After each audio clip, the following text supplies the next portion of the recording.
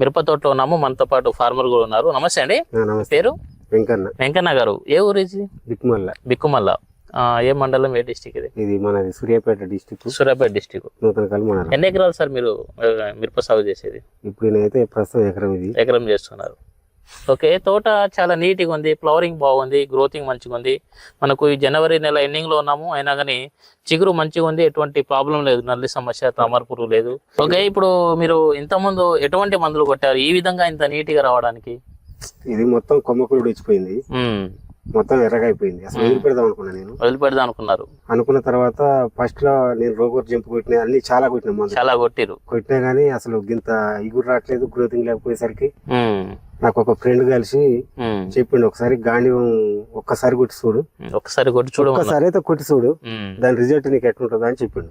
గాంధీవాను చోటు ఇది organic urban రిఫల్, అది గాంధీవా, అదే విధంగా టిల్లేజ్ ఆర్గానిక్ వారిది చోటు.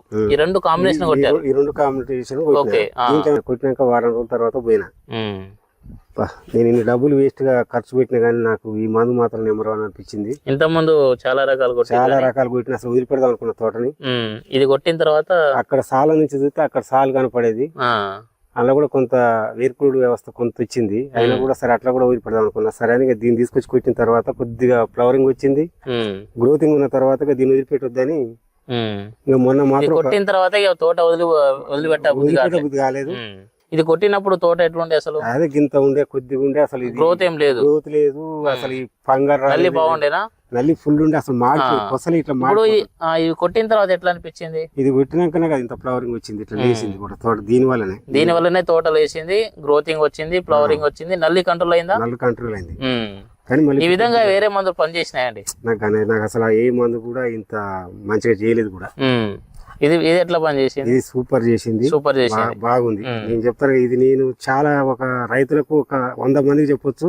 అస్సలు వదిలిపెడదాం అనుకున్నా. క్రాప్ లేదు, గ్రోత్ లేదు, ఏం లేదు అబ్బాయి. మామూలుగా చెట్టుకు 4-5 కాయలు ఉండే.